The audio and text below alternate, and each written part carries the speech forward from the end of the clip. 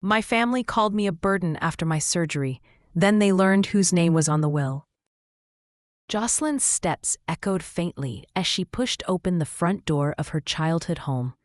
The old wooden cane her grandfather had carved himself thudded softly on the worn hardwood floor with every cautious step she took. Her knee, still stiff and swollen from surgery just days prior, protested with a dull ache each time she shifted her weight. Wrapped in a faded, oversized sweater, she felt smaller than usual, an awkward current in a house that once felt like a stronghold. She shuffled toward the living room, hopeful for a warm smile or at least kind words waiting for her. Instead, the room fell silent. Conversations halted mid-sentence. Eyes glanced away or locked on her with thinly veiled discomfort. Jocelyn's breath hitching, she caught an aunt whispering, loud enough for her to overhear, "She'll just slow us all down now." The words hit like a cold splash, seeping into the corners of the room. Jocelyn forced a polite smile and carefully sank into the worn armchair near the fireplace. Her fingers, resting on the delicate grain of her grandfather's cane, tightened as she reached into her purse. She pulled out a small envelope, its cream-colored paper crisp and unmarked except for the neat handwriting. Private for Jocelyn. The envelope was tucked away for safekeeping, but now was the moment to bring it into the open. She set the envelope on the low coffee table, alongside a couple of coasters and a stack of magazines. Her relatives seemed to barely notice, their faces still etched with unease. The air was thick, with unspoken judgments and tight smiles. But no one asked what was in that envelope or why it mattered. Jocelyn's gaze flicked around the room, searching for an ally, a concerned glance, but found none. Instead, lingering looks of skepticism and impatience. The pressure in her chest tightened, but she kept her composure. She touched the envelope again, drawing strength from the legal town where this small piece of paper might prove to be more than just a note. It could be her last thread of hope. As a faint breeze drifted in from an open window, the muffled sound of voices outside drifted in, a reminder that the world beyond this room still spun, indifferent to her pain or struggle. Her lips quivered briefly, holding back the swell of emotions. She was not just someone broken or weak. Behind the quiet discomfort lay a resolve brewing deeper than the surface acknowledged, and this visit, the first time home after surgery, would not be the last word spoken about who she was or how she belonged. But as the family's whispers softened into murmurs, Jocelyn's heart trembled with a question she wasn't ready to ask aloud. Would they ever see beyond her scars or believe in the strength still inside her? The dining room's worn chandelier cast a harsh light over the long table, spotlighting Jocelyn's uneven gait as she maneuvered toward her usual seat. The chair groaned under her, a small and unwanted reminder of the distance she now felt from the family around her. Darren, her older brother, was already halfway through telling a story, but his easy tone snapped as he shifted focus to Jocelyn, flanked by their mother and Megan, their cousin who always seemed quicker with a sharp remark than a kind word. "It's about time you considered moving into a care facility," Darren said, his voice loud enough to ripple through the room. "You know, so you're not a burden here." Those words landed like a slap, slicing through the quiet clinking of silverware and muffled chatter. Their mother didn't meet Jocelyn's eyes. Instead, she nodded with the tightness of someone unwilling to disagree openly. Megan's eyes rolled, flicking dismissively toward Jocelyn, silencing her before she could respond. Jocelyn's cheeks flamed, a rush of heat that contrasted sharply with the cool plaster of her surgical knee brace. She clenched her fists beneath the table, nails digging into her palms as she fought to steady her breath. "I can still work," she began, voice gentle but firm. "I can help with the paperwork and—" But Megan cut in sharply. "That's nice, Jocelyn, but we're handling everything. You just need to rest."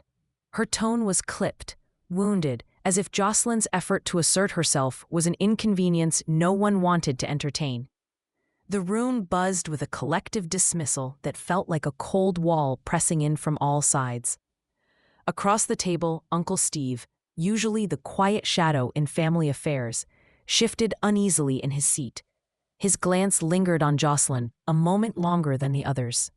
His brow furrowed as if weighing whether to intervene. But then, with a subtle shake of his head, he deflected the tension by clearing his throat and redirecting the conversation to lighter topics: politics, weather, anything but Jocelyn's place in the family. Jocelyn forced a fragile smile that masked the sting in her chest. Her gaze fell to the worn knot in her gilded walking cane resting beside her chair. Her grandfather's last gift. A reminder of strength she wasn't allowed to show. She swallowed hard, leaning on it for more than just physical support. Later that night, wrapped in the dim hush of her bedroom, Jocelyn lay awake. From the thin gap under the door, muffled voices drifted, hushed, urgent, plotting. She strained to catch words: family meeting, decision, Friday. Her heart thumped unevenly. A quiet breath of resolve filled her lungs. Whatever plans were in motion, she would meet them, ready to find a way through, even if the path was lined with shadows. If a moment like this ever hit close to home, I'd love to hear how you found your way forward. Morning light filtered through the stained glass in the kitchen window as Jocelyn sat at the small table, her fingers nervously tracing the edge of a legal form. Her knee ached beneath the brace, a dull reminder that recovery was still underway. Across the room, Darren hovered, arms crossed, and a half-smile that didn't reach his eyes. "We've got it handled," he said, waving a spreadsheet with family expenses and schedules. "You don't need to worry about any of this." Jocelyn's voice caught at first, but she pushed forward. "I can help with the paperwork. Maybe I could start working remotely again next week. I've been talking with the clinic.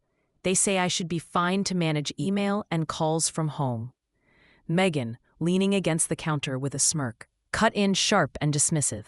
"That's cute, Jocelyn, but honestly, it's better if you focus on resting. You're slowing things down, and we're planning the reunion. I mean, how are you even going to get around for that?" Her words stung, but Jocelyn refused to let them see how much.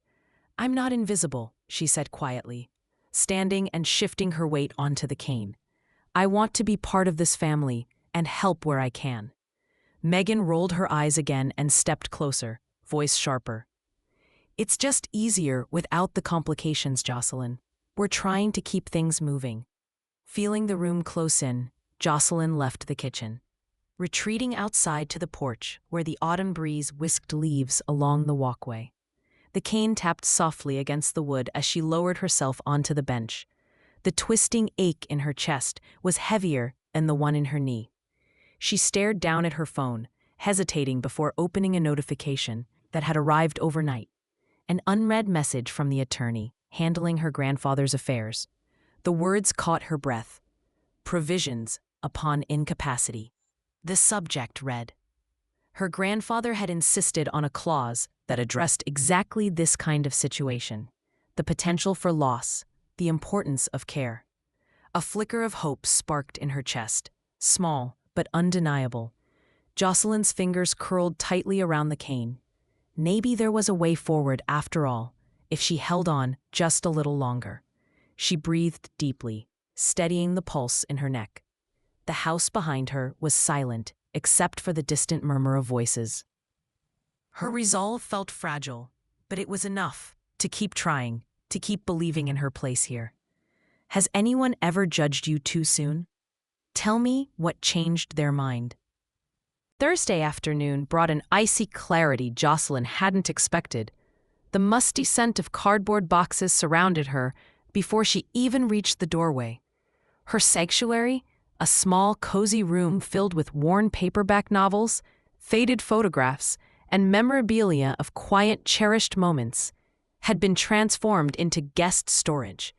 A crooked hand-scrawled label slapped on a moving box marked in Megan's neat handwriting sealed the insult. Jocelyn stood frozen, the grip on her grandfather's wooden cane tightening until the polished surface pressed cold like a lifeline into her palm. She shuffled forward, limbs trembling with a mix of grief and disbelief, watching as Megan and Darren stacked her belongings with practiced efficiency. Jane Austen's worn spines bowed between the pressing, and letters tied in ribbons were tucked haphazardly into a box. "Pack quickly, okay? We're sorting things out," Darren said, voice clipped, eyes flicking away from Jocelyn's pain. She said nothing, swaying slightly, but holding herself upright, even as the room refused to feel like hers anymore. Megan passed her a neat stack of papers with a businesslike air. Forwarding address forms, change of residence notifications, lines printed in bold that screamed finality. The paper scraped faintly against Jocelyn's shaking fingers as the forms slid through her hands. The edge of a folder caught on the floorboards and tumbled free. Jocelyn bent slowly, the cane striking softly against the floor as she stooped and retrieved it. The envelope inside, addressed to the sole beneficiary, gleamed starkly, official and chilling in the stale air. Unfolding it carefully, she read the letter from her grandfather's attorney. The words resonated taut and clear. The will stipulated that the primary residence and inheritance would belong to the family member who demonstrated care and unity, especially after any significant health event. The letter spoke of a reassessment to be conducted, guided by the family's support and cooperation. Jocelyn's heart pounded, the weight of the clause settling like a cold stone in her gut. It was both a lifeline and a threat. She sank onto the downstairs sofa, the cushions thin and foreign beneath her. Humiliation folded around her like a shadow, the scent of old fabric and dust pressing against her skin. The echoes of Megan's dismissive laughter and Darren's curt instructions blended into a relentless hum. Jocelyn closed her eyes, hearing the faint creak of the cane as she tightened her grasp. The world she once knew felt fragile, teetering on the edge of loss. Yet, in that moment of bleakness, the letter offered an unexpected flicker, proof that this battle wasn't over. There was a chance to claim her place, to fight for the dignity others were quick to deny. Outside, wind stirred the curtain against the window pane, a soft reminder that even the coldest days eventually give way to light. If a moment like this ever hit close to home, I'd love to hear how you found your way forward. That night, the quiet sanctuary of her small bedroom felt both like a refuge and a trap. Jocelyn sat cross-legged on the floor, the envelope from her grandfather's attorney lying open beside her, along with scattered notes and letters. The words in the letter echoed relentlessly. The estate's main house and inheritance hinged on one central condition: a reassessment after any major health event, with the rightful heir determined by who showed genuine care and family unity. It was a clause that felt as urgent as it was fragile, a challenge cloaked in legal language. Her fingers traced the edge of the envelope, the seal broken but its message unyielding. The private for Jocelyn note held more weight now, like a puzzle piece glowing faintly in the dark. If she could prove her commitment, the love she'd never hidden, even in hardship, this was her chance. The phone buzzed, and she glanced at the screen. Uncle Steve had sent a quick message. "Call when you can." His usual quiet presence had become a thin but steady lifeline. She dialed hesitantly, heart tightening with a cocktail of fear and hope. Steve's voice, steady and low, offered a rare crack of warmth. "Jocelyn, I overheard something your grandfather said a while back. He told me, 'Home belongs to the one who upholds its spirit.' I'm worried about what's happening." Jocelyn exhaled, the weight momentarily eased by his words. "I don't know if I can do this alone," she admitted. "You won't be," he assured her. "I'll be there Friday." The attorney mentioned he'll observe the family meeting. He's bound by the will's instructions. That meeting will decide where everything stands. The risk was clear, cutting sharper than any argument. If Jocelyn wasn't seen as part of the family unity that her grandfather revered, she'd lose not just her home, but her sense of belonging, her last source of security against a future that now seemed more precarious than ever. That night, as the house fell still, Jocelyn reviewed every letter, every clause, framing her strategy quietly, but with growing determination. This wasn't just about possession. It was about reclaiming a legacy built on kindness and perseverance, the very values she believed in. Outside her window, the first stars winked against the deepening dark, a silent promise that even the coldest nights give way to dawn. Friday came with a quiet tension that filled the house like thick fog. Jocelyn adjusted the grip on her grandfather's hand-carved cane, the familiar weight grounding her as she entered the living room. The family had gathered, their faces taut with unspoken intentions, eyes flicking toward her with mixtures of contempt and calculation. Darren, standing near the mantel, cleared his throat and announced with forced certainty, "We've all agreed Jocelyn should move out. It's the best for everyone." A murmur rippled through the room, thick with uneasy approval. Megan's lips curled into a tight smile, silent gloating barely hidden behind a sharp glance. Their mother's eyes flitted nervously around the circle, avoiding Jocelyn's steady gaze. Everyone awaited her reaction, expected her to crumble beneath the verdict. Before she could respond, the door opened. The attorney stepped inside, his presence sudden yet measured. He held a folder tightly, eyes scanning the room with a quiet authority that stilled the whispers. "I'm here to observe the meeting," he said plainly, voice even. "As stipulated in the will, any reassessment of guardianship or inheritance after a major health event requires my involvement." Jocelyn sat down carefully, cane resting across her knees, and reached into a folder she had prepared. She pulled out a printed copy of the clause referenced in the attorney's recent letter. Her voice was calm but resonant as she read aloud. "The inheritance depends on who, after any health hardship, demonstrates compassion and fosters family unity." The room shifted. Darren's confident posture faltered, his mouth opening, then closing as if searching for words. Megan's smug expression thinned, replaced by a flicker of uncertainty. Their mother's eyes darted away, guilt shadowing her face. Uncle Steve cleared his throat, breaking the silence with quiet support. "That clause, it speaks to all of us, really, to how we treat Jocelyn and each other." The attorney nodded gravely and turned to Darren. "Can you demonstrate this family unity and care required by the will?" Darren swallowed audibly, hesitating before glancing at Megan, who avoided eye contact. The room grew heavier with the weight of unspoken truths, texts of cutting remarks, the swift packing of Jocelyn's belongings, their cold dismissal, all invisible but undeniable evidence. Jocelyn remained steady, the cane a symbol not just of support, but of her resilience. The attorney's presence was a turning point, the clause a beacon emerging from the shadows of doubt. The very blueprint of justice her grandfather had laid down was now living proof, silent but powerful. This moment, suspended between accusation and truth, held the potential to redefine their family's future. And for the first time in weeks, Jocelyn dared to believe in a shift toward healing and fairness. When dignity finally speaks, who tends to listen in your world? The room held a daunting silence as the attorney's gaze swept slowly from Jocelyn to the others gathered around the worn coffee table. The weight of weeks of quiet cruelty pressed down, yet Jocelyn sat upright, her cane resting firm across her knees, like a lifeline to the strength she barely let herself admit she possessed.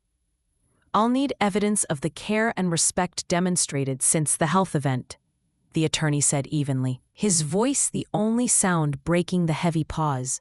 All eyes turned to Darren and Megan, accused but unprepared. Their confident masks cracked, revealing discomfort under the legal scrutiny. From the corner, Jocelyn reached into her bag and pulled out her phone, swiping to a folder of text messages and emails, proof woven in cold digital ink. There were Megan's dismissive remarks, the curt orders to pack Jocelyn's belongings, and Darren's blunt suggestions that Jocelyn was more a burden than family. She handed the phone to the attorney, who scrolled carefully, his brow furrowing. "This is damning evidence," he murmured, folding the phone back. "Such behavior clearly undermines the family unity required by the clause." The room stiffened. Megan's face fell, her usual bravado slipping.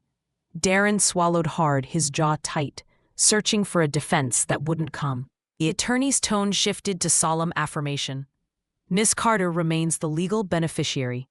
Those who have actively worked against her risk forfeiting their rights to live in the house governed by the will." Megan's voice cracked, fragile and thin. "We didn't really mean it. It just got too complicated." Their mother burst into quiet tears, the mask of composure shattered as she stepped toward Jocelyn. "I'm sorry, Jocelyn," she whispered, trembling. "We were wrong." Jocelyn's eyes glistened, but the victory was quiet, hard-earned, not triumph, but recognition. The attorney signed the documents confirming her rightful ownership and stewardship of the home and estate. The room felt different now, reserved, respectful. The power dynamic shifted, no longer a battle, but a reckoning. Uncle Steve reached out, touching Jocelyn's hand with a steady smile, a rare moment of solace in the storm. This was not just about a house or a will anymore. It was about reclaiming dignity, justice, and the bond they all too easily ignored. The story didn't end in loud declarations or harsh words. It ended in the soft acceptance of truth, the quiet justice of fairness restored, and the visible mending of a fractured family. Has anyone ever judged you too soon? Tell me what changed their mind. Jocelyn pushed open the door to her bedroom, the familiar creak greeting her like an old friend. The room was a little dustier than before, her things scattered and boxed up days ago. But tonight, with a sense of quiet triumph, she unlocked the door, ready to reclaim the space that was always hers. She eased inside, the cane tapping softly against the hardwood floor as she moved toward the cribbed shelves that once held her favorite books. Carefully, she unpacked them, arranging the worn spines, poetry, novels, photo albums, back into their rightful places. She placed fresh wildflowers in a simple vase, their gentle fragrance swirling in the cool air, a whisper of hope and new beginnings. The house felt different now, less heavy, less hostile. She glanced toward the mantel above the fireplace, where she placed her grandfather's cane, a symbol not of frailty, but of lasting strength and legacy. It stood there, quietly, its polished wood catching the soft light, a reminder of the resilience that had carried her through the darkest days. Later, as the sun dipped low and painted the sky in soft hues of amber, Jocelyn sat at the table with Uncle Steve, and tentatively, her mother joined them too. The air was tentative but warm, the old rhythms of conversation returning in small, gentle waves. No sharp words, no dismissive looks, just shared stories and the quiet comfort of togetherness. Jocelyn's heart lifted with each passing moment, the fragile threads of family healing weaving slowly, patiently back into place. She thought of the lessons carved deeper than any wound, that true worth revealed itself not in strength alone, but in kindness, empathy, and the courage to stand firm in vulnerability. In the soft smile she gave her mother across the table, there was forgiveness. In the warm handshake from Uncle Steve, the steady promise of support. Jocelyn's gaze lingered on the cane before her, now honored as a symbol of legacy and hope. She held it gently, a steady pulse beneath her fingers, ready to face whatever the future held, not as a burden, but as the woman she had always been, multiplied by the trials she'd endured. Outside, the first stars winked awake in the evening sky. Jocelyn's soft laugh filled the room, a sound steady and true. Tomorrow, and every day after, she would shape this home with dignity, kindness, and the quiet strength that comes from never giving up. If a moment like this ever hit close to home, I'd love to hear how you found your way forward. If this story resonated with you, please hit that subscribe button. See you in our next story.